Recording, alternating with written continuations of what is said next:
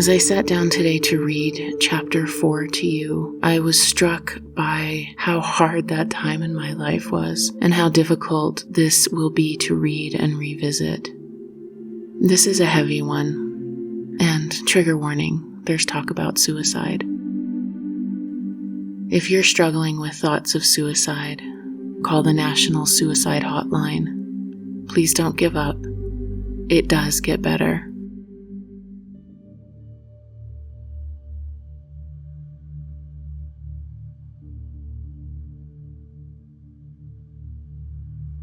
Earth, a Love Story, written and read by Robin Lassiter. Chapter 4. I think when you're truly stuck, when you have stood still in the same spot for too long, you throw a grenade in exactly the spot you were standing in and jump and pray. It is the momentum of last resort. Renata Adler. Or, the naked female body is treated so weirdly in society. It's like people are constantly begging to see it, but once they do, someone's a hoe. Lena Horne.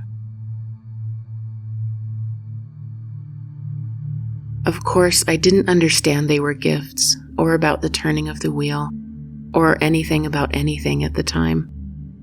I am raw nerve sensitive, and just being on this planet is kind of a shock to the system if you look around long enough. Even the beauty is a shock, and the struggle, and the fear, and the love. It's all just a lot. I didn't have any context for any of it. I left my valley to go to college because that's what people do, and I got busy learning to be a human in the world. I was busy taking my first class at Colorado State University. I was double majoring in equine science and philosophy, and 3 times a week sat in a room with a blown-apart skeleton of a horse scattered casually about. There was a hoof on a metal tray all alone.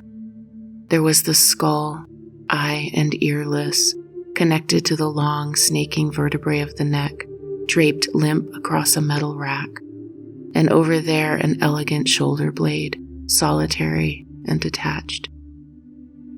Then came a complete cadaver, skinned and dried and suspended on meat hooks, all muscle and tendon stretched tight. Next semester we would learn how to collect, freeze, and store sperm for artificial insemination.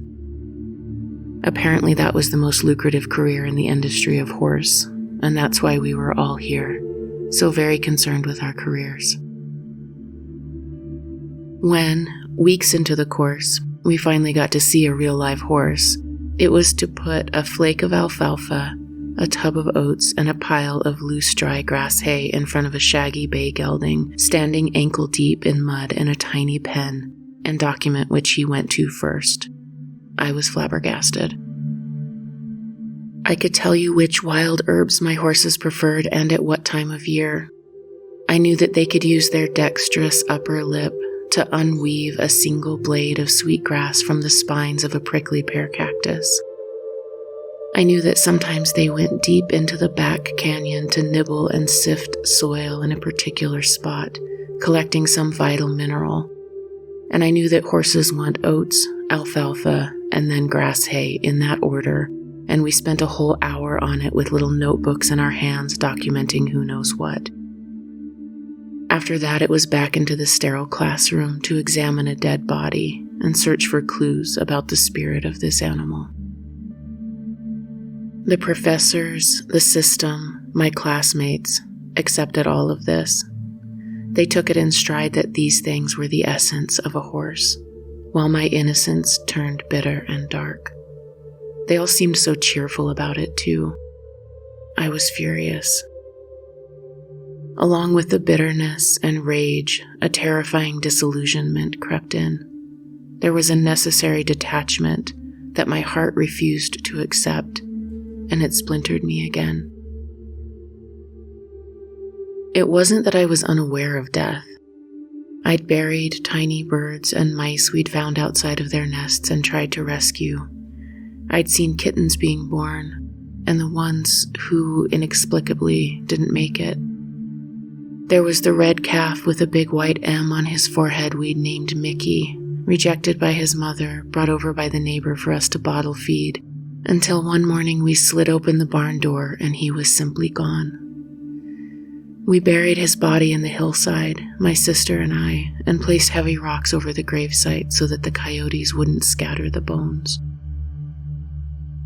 Those deaths were no reason to detach, no reason to reel backwards, no reason to look away, no reason to numb with my third gift, my bend towards obliteration.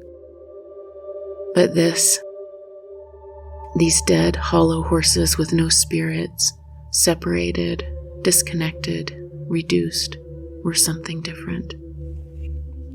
I never had a solid plan for my future.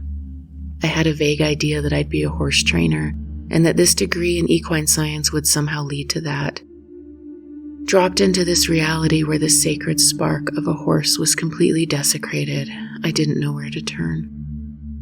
The world, the real world apparently, with everything and everyone all agreeing that this was the way things were done, was a terrifying, nonsensical carnival of horrors. The most chilling thing about it was that everyone was pretending it wasn't. I slid down into the darkness. I was on my own, an unarmored child, unprepared for the danger of the world. The little valley I'd grown up in was a protected paradise. We followed the sun and moon and seasons and knew it was all holy and ordinary. Nature was free of sentiment and not safe, but it didn't pretend to be either. There was an order. There was a rhythm to follow, a way to make sense of things. This new place made no sense to me, and it was a violent shock to my system. I'd expected it to operate by the same unspoken rules, but it did not. When it came to being with other people in the world, I was a frightened, quivering rabbit. Prey. I kept to the shadows. I flailed and fumbled and dashed and hid. I had no boundaries, no protection, and it landed me in one perilous experience after another. I learned, through necessity, that particular wheedling skill that allows a woman to survive around dangerous men. I learned to walk a thin line. The world broke my heart over and over, but I didn't yet know enough to let it. Instead, I learned to armor up, and I learned to run. I rebelled against the reality of this place. I would not accept it and go along. I desperately cobbled together a strategy to survive it. I took uppers and drank. I took downers and bumped. Crushed up mini-thins worked just fine and were cheap and legal in every gas station. I learned that I could skip class to smoke a joint with a blonde-haired skater boy behind the building, and that literally no one noticed or cared. I got that lesson, but missed that there was a required math placement test in the main hall at 10:30 a.m. last Saturday, and how the hell did everyone know about that except for me?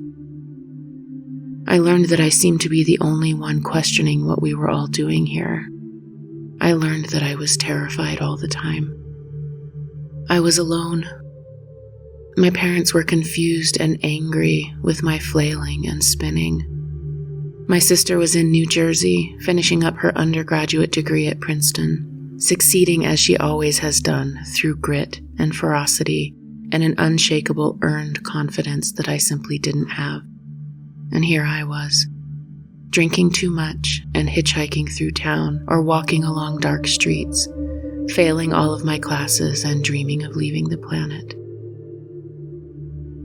I got pregnant, and in a blur there was my father in front of me telling me about birth control and timing, and my mother crying and saying how young I was and that I'd just started my life, and the guy agreeing that it would be for the best if I got an abortion, and me nodding and saying, yes, okay, I agree, that all sounds reasonable. There was a flat, white, rectangular fluorescent light against the ceiling, filled with hundreds of little squares, and I fell into the squares, keeping my eyes up as my legs were lifted into stirrups. And I was like that dead horse in that dead sterile space. And I'd like to say I can't remember it, but I can and do. The dreams started after that. The dreams that I'd had a baby boy but left him in a box and he died. Or I'd had a baby boy but when I nursed him, poison dripped from my nipples and he died. Or sometimes I would remember that I'd had a baby boy and I'd search and find him in a cardboard box, pink and fat and healthy, and I'd pick him up. But in response to my touch, he'd waste away to nothing, like sand running through my hands, and become a desiccated shadow of himself. The dreams continued for a decade, but eventually they changed. Sometimes he would come to me as a toddler and was fine and happy. And sometimes he came to me all dressed in white and told me he knew. He came on purpose into me, even though he knew, and that it was okay. I never fully let myself off the meat hook, but those dreams comforted me, and eventually I stopped having them. Back then, though, back in my freshman year of college with the dead horses and dead children, it was all far, far too much for me. It washed over me one night, and I slit my wrists with a piece of broken glass from a vase that I'd smashed to the floor in my dorm room. My roommate, her wall papered with Metallica and Brad Pitt posters, looked at me with wide eyes and a tight mouth as I reached down and grabbed the biggest shard I could see. I ran out the door and down the beige, metal, echoey stairwell to the huge, dark spruce tree just outside. I got onto my hands and knees and pushed my way back through the outer branches until I arrived at the center, sheltered and hidden. I leaned against the rough, sappy trunk and felt the little curls of bark digging into my back. For a second, I blinked into remembrance, those little shards of bark poking me awake. I blinked my eyes and looked around me. I took big, shuddering breaths. I frantically scanned my mind for what was real in my life, what in the world was real, searching for a place I could be safe, and found only careers and status and money and shiny cars and sleek buildings and simulacrums and facades, and everywhere I looked there was just a giant machine. There were only rolling, grinding gears with rolling, grinding cogs, and I was being eviscerated in them, and there was nowhere safe for me to be. There was no safety here. There was no clean, fresh morning here. My childhood was a fantasy. I was a fantasy. This was the real world. I looked down at my fluttering blue vein, pressed the shard of glass directly onto it, and sliced as deep as I could. Its resistance surprised me. I sliced again and again. I watched the cuts well up and watched the blood drip onto the earth between my feet. I thought about that blood seeping down and how tiny mycelium would find minuscule bits of me, and then I would be taken, one cell at a time, to the tiny, reaching capillary roots of the tree. In a little marching line, the little cells of me would be drawn along, mixed with nutrients and water, pulled up and up through the trunk, and up higher still until they reached the very tip of a dark, shiny, blue-green needle, and then maybe eventually the sun would touch them, and I would turn into something else and dissolve into the ether and away from this place. Some of me went down into the earth, but most of me stayed slumped there on the ground. I couldn't or wouldn't go deep enough, and finally I exhausted myself, crawled out from under the tree, dragged my body back up the metal stairs and then into the bathroom to wash the blood off my arms and down the steel drain while the girls in my dorm stared in at me like I walked out of a horror film. I didn't blame them, and I didn't care. I wrapped thin, brown, rough paper towels around my wrists and got into bed. I woke up to stained white sheets and sunlight and a flurry of bloody cuts like a pile of delicate red willow twigs on a snowy background. I got up and went to philosophy class, the only class I went to anymore, and only because the teacher was a big bear of a man who told us about Nietzsche, who said God is dead, God remains dead, and we have killed him. How shall we comfort ourselves, the murderers of all murderers? At least he was talking about life like it was a real thing. So I showed up for his class and listened numbly, and I saw a girl see my little twigs. I gently pulled my sweater down to hide them, the fabric catching on the hard, dried droplets and scabs. She handed me a note saying her wrists used to look like that, and I could call her if I wanted to talk. In response, I never went back to that class or to any class again. I dyed my sweet strawberry blonde hair a deep dark red and spent my time chain smoking in all-night restaurants. I didn't recognize myself. I forgot about the magic and the sunrises and the red-winged blackbirds and the bees. A letter from my sister arrived into my shadow world. She'd been dreaming of me. I was trapped in a filthy bed with snakes writhing from my head, darkness all around. Was I okay? I wrote back that I was juggling 3 men who were all in love with me and everything was great. I sealed the envelope and put a stamp on it and took it down to the mailbox on the corner and brought myself back to my dorm room. Back to my bed where I'd been for a week. Back to my writhing darkness. I wondered why life was so hard for me, so confusing and dramatic. Why I was failing so spectacularly, alone with my shame and my exhaustion and my inability to accept the world as it was. Faced with the choice of failing all my classes or dropping out of school altogether, I packed up and ran. For the next many years, my life was a wild pinwheel of experiences, and never settling long enough for me to make sense of any of them. I moved to Seattle where I saw gorgeous, delicate, shiny, $1,000 silver dresses sparkling on beautiful live mannequins, elegantly posing in storefronts. On the sidewalk in front of them, a homeless family slept in a pile, pulled up against the building as tightly as possible to avoid the hurried strides of men in suits who didn't even toss them a glance. I left Seattle to live in a commune in Florida where I weeded a garden in exchange for food. The sun burned the back of my neck, and a tiny, bright black frog with neon yellow stripes on his burbling throat looked at me from between the heads of lettuce. Me and Nala, a former stripper, all curves and sweet cream coffee skin, ran naked down the beach every morning, kicked up brown sugar sand sticking to the backs of our legs. We would dive and gasp and squeal into the cold Atlantic Ocean, and on the way back, check on the sea turtle who was digging her nest next to the faded wooden boardwalk. Before long, the men in the commune started to notice me and started to give me advice, took me under their wing.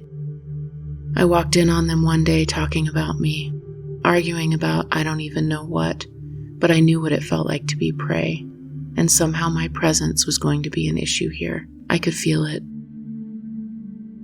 To escape the building tension, I booked a flight home for Christmas. On the way to pick up the ticket from a travel agent in those days, I was staring out at the ocean and crashed my car. It snapped something in me and I knew I had to get out. I left the commune and drove back across the country, back home to a frozen forest and stream and a stark black and white winter valley that no longer welcomed me. My parents were on their own journey, traveling, and I stayed there until spring, caretaking my childhood home. I couldn't start the tractor, and the snow piled up on the long driveway. I walked the last half mile in the dark every night to arrive in a silent, cold house and light a fire with shaking, numb fingers. What had been bright and rich and verdant was now gloomy, gray, and full of ghosts. I left my home again to live in a city and get a job and try to be normal. I rented a small house in a not great part of town and woke up to gunshots and screaming. I bought big, floppy pads of drawing paper and pressed oil pastels into them for hours, laying deep blue next to black, next to red, with a shock of buzzing white-yellow in the center of it all, losing myself in the spaces where the colors met, trying to find resolution at that irresolvable conflux. I isolated and didn't see anyone for days. I drank bottles of cheap red wine. I let the dishes pile up and forgot to pay my light bill or take out the trash. I pulled myself into bed late every night, my fingers stained blue.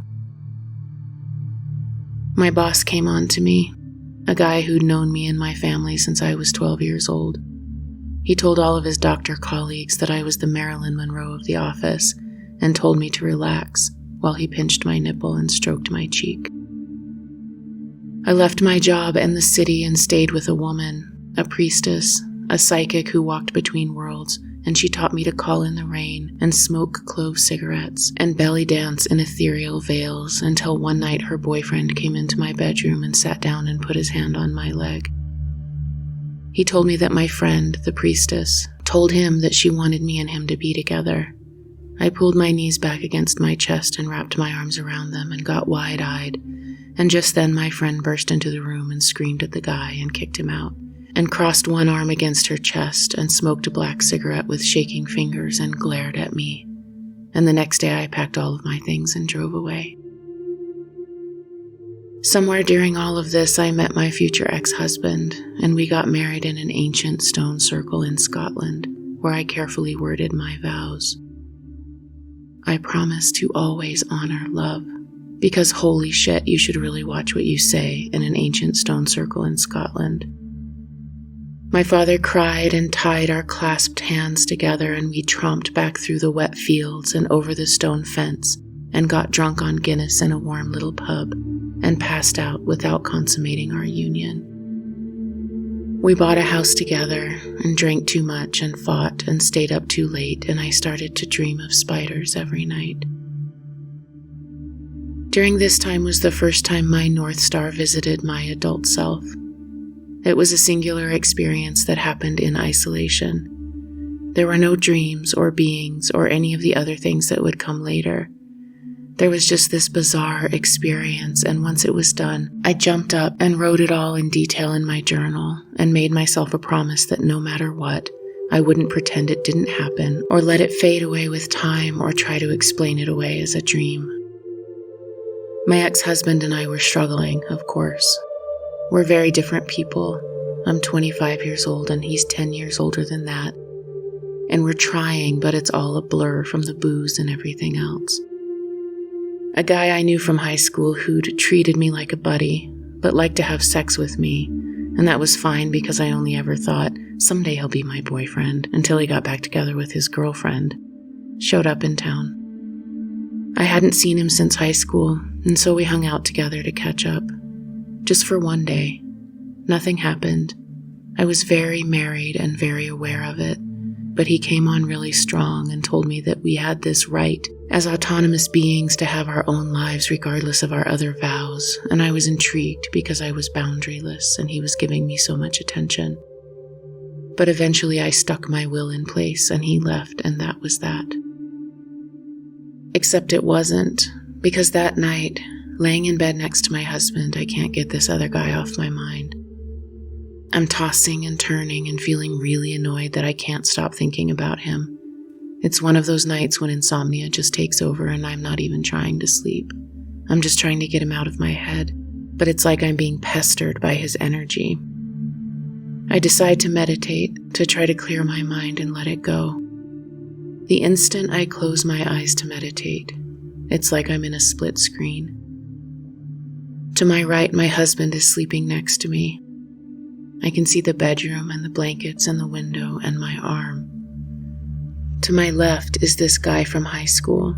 I can see his guitar leaning against the wall and a small pile of his clothes in the corner and feel his bare arm next to me. I am literally, physically, sensorially in both places at once. Before I can really understand and anchor what's happening, my husband rolls over and presses his palm hard against my forehead and snaps, "I don't like that dream you're having." I am sucked fully back into my bedroom and my body, and my stomach is cold and fluttering, and my heart is beating hard. I lay there for a second and finally whisper, "What did you say?" There is no response, and I realize he's still asleep and has been asleep through the whole thing, and I gently pull his hand off of my forehead and slide out from under his arm and go straight to the living room and write it all down and make the aforementioned promises to never forget or talk myself out of the actuality of it.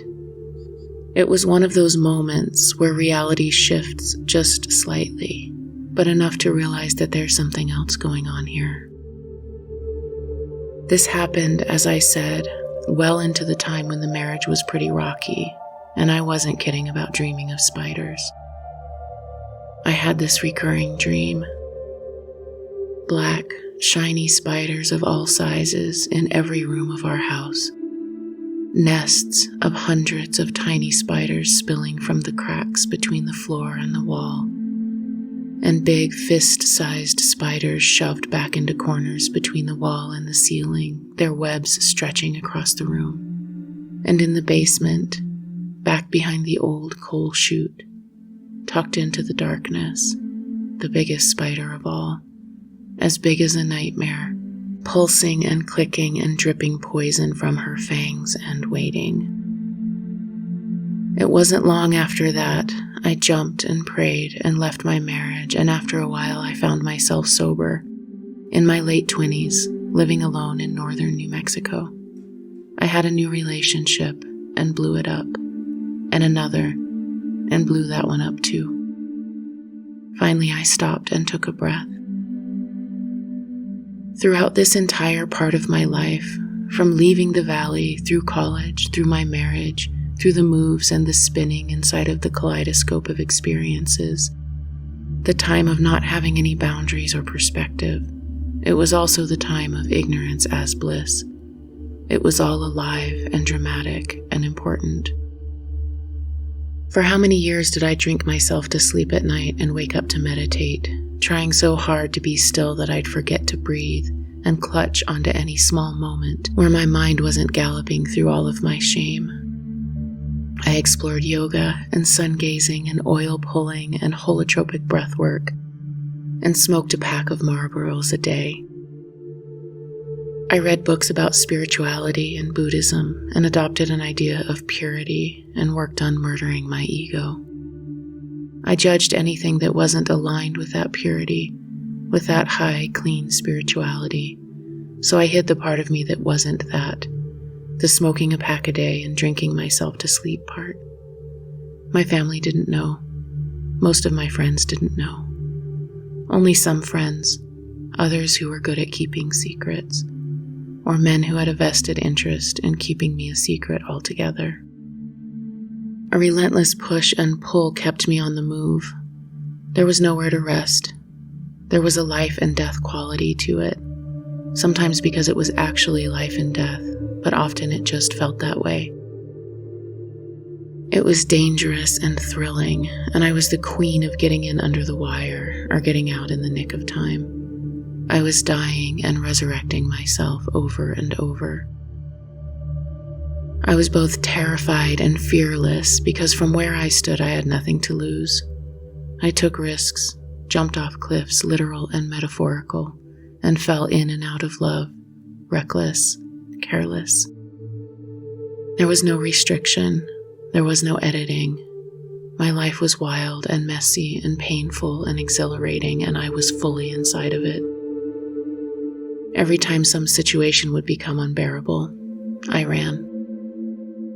And unexpectedly, in the chaos, I began to notice a pattern. Every time I took a wild leap of faith, I would be caught. If I finally got the courage to leave a bad relationship or quit a job or move to a new town, I would go through a set of experiences that was becoming predictable. There emerged a sensation that I was being watched.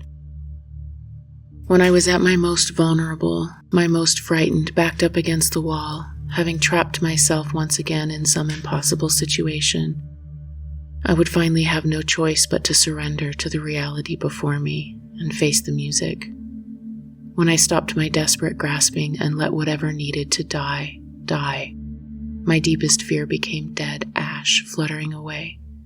A paper tiger immolated. Help arrived, and a way out appeared. It felt like the world was responding to my engagement with it. I could free myself by facing the thing that scared me, whatever it was that I was avoiding, and stepping onto a new path. Once I learned this trick, it was everywhere. I read Young and Rumi and The Hero with 1,000 Faces by Joseph Campbell and discovered the world's collective monomyth. I saw it reflected in every movie and every book, all of the stories that we've told ourselves throughout all of humanity. I began to see that the world and experience are actually neutral. It is the meaning I put onto it that made it this or that. I was learning to tell a story about my life. I made meaning out of the chaos. It was thrilling to find a pattern, a way to survive it all. It made me feel the good and worthy part of myself again. I mustered my courage, took a leap of faith, and my life magically transformed around me. Me and life, we were in this together, and I began to trust it like I had trusted nature as a child. It could be ruthless, but also beautiful and transcendent. Above all, I was starting to fan a small flame of hope. I was beginning to hope for a truth. Life as a communion. In line with my third gift, I became addicted to the free fall. I became enthralled with the sensation of pulling the rug out from under myself and of being caught. I burned down my life over and over and then got high on the magic and synchronicity that happened in response. I was proving to myself that I was safe, even in this unsafe place. I got to write the story of my life. It wasn't happening to me. It was happening for me. In my little house in northern New Mexico, single and alone for the first time in a long time, I inhaled and I exhaled and stopped running for a moment. The world slowed down. I know now, with the benefits of lots of time and therapy, why it felt that way. I understand why I felt lost and anxious and afraid in relationships, and why, when I let myself be alone, I started to notice my own world and life and stopped scattering myself to the four winds. I didn't have that perspective then. What I had was a coming home to myself, a returning to some essential piece of me that I had forgotten existed. I noticed the mornings again, streaming into my bedroom window, the sun lighting up golden wisps of clouds caught on the cliff edges of Johnson Mesa to the east. I glory in stretching awake, alone in my big, clean, king-sized bed. I tuck myself into a chair on my front porch and pull my knees up against the cold morning. With a mug of hot coffee in my hands, I pick my two favorite mesas from the expansive view to the south, Eagle Tail and Tanaha. Eagle Tail is a long, triangular-shaped shelf of land with a cliff edge along the lower rim, making it resemble a fanned-out, feathered tail. Tanaha means water jar and looks like a bulbous clay pot half submerged in the ground, calling to mind the people who used to inhabit this land. I can't choose which one I like best, so title them co-favorites and give them equal affection. Between me and the mesas is a big, vast sky full of those Georgia O'Keeffe clouds that only happen in the southwest.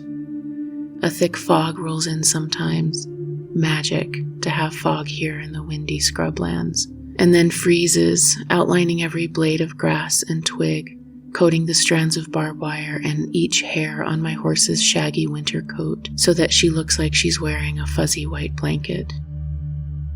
Behind me, the flat land rises into mesas, and the grass and sage give way to pinyon and juniper forests.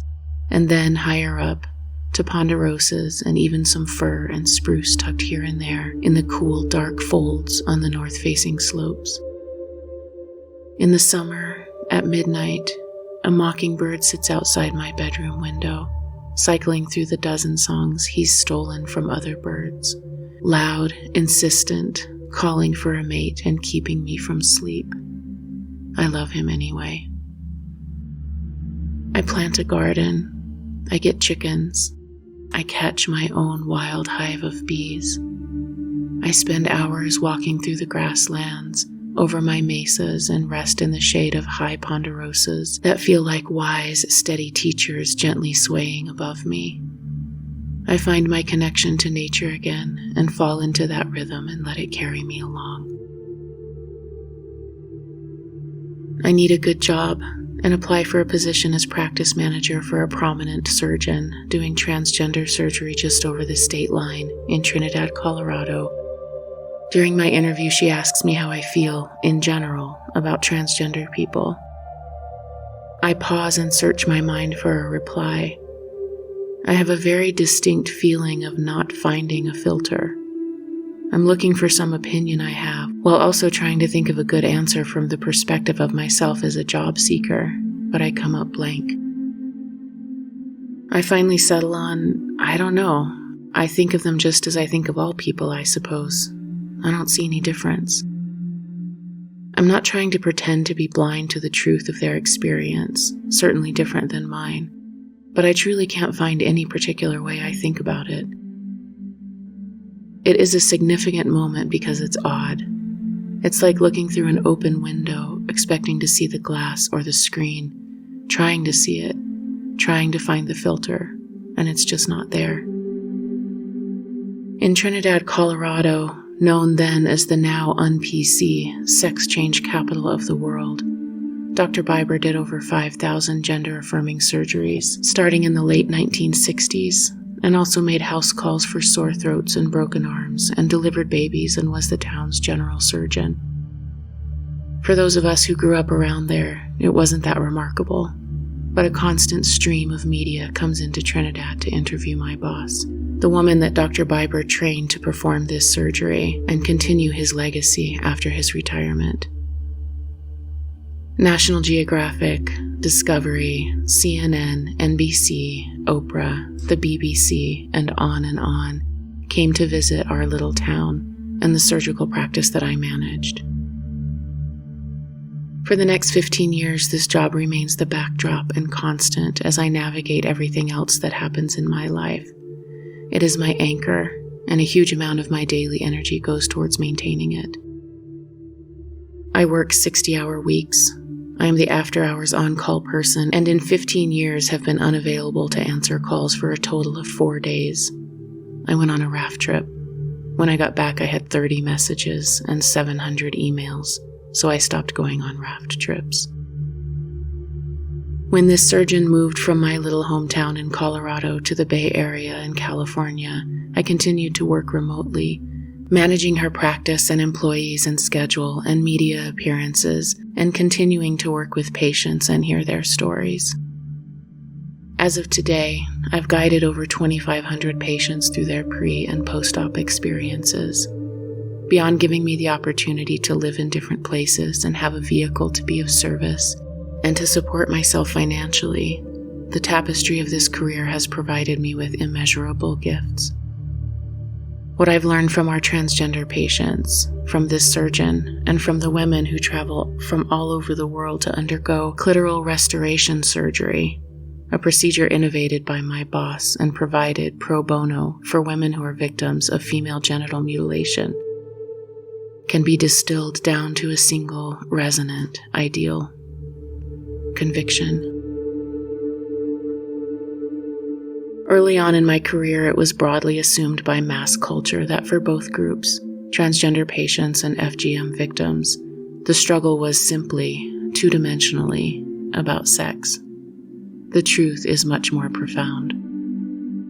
Their struggle is about identity and claiming it. They are seeking a unity, a wholeness, just another reflection of the union that we all seek. I don't claim to have any first-hand knowledge of the lived experiences of any of these individuals, but I have been adjacent to their journeys toward aligning their external physical expression more fully with their internal known selves. My nearness to them has gifted me with a blueprint of courage. How it manifests, what it takes, what is grieved, what is gained, and what is celebrated in the pursuit of authenticity. Through witnessing their journeys, I have been inspired to claim my own truth. As I'm going through all of the experiences moving forward, I'm also running this business and spending most of my energy navigating my career and the surgeon's eventual move out of Colorado to California, which is when I begin to work remotely. That's how I end up in Hawaii and New Mexico and Colorado, back and forth and coming and going, as my life and my 3 gifts are playing out around and through me. The whole time I have a constant barometer, a constant measure of what it takes to live in authenticity, to answer my soul's call and go through hell and high water to get there. In short, these brave souls prepare me to eventually come out of my own closet. The experiencer, ET, UFO, weird, wild, other closet. I watch and I learn, and I gather the courage to step into my own truth. For now, though, in the early aughts, I'm in my home in northern New Mexico, and it is a sanctuary for me, peaceful and full of light. I'm starting this new career and keeping myself on track, enjoying my solitude and spending weekends sleeping in and hiking and working in my garden, loving on my chickens and horse and enjoying the ease. For the first time in my life, I feel like I have it pretty figured out. Maybe it's because I'm cultivating this space around me, connected again to the natural world, or maybe it's because I'm sober and single for the first time in about 10 years. I'm connected to the things that are important to me, and my life is starting to feel settled and quiet. Maybe the chaos and unknown are behind me. Maybe everything will be okay now. Maybe I can relax. Maybe I can be a normal person. Maybe not.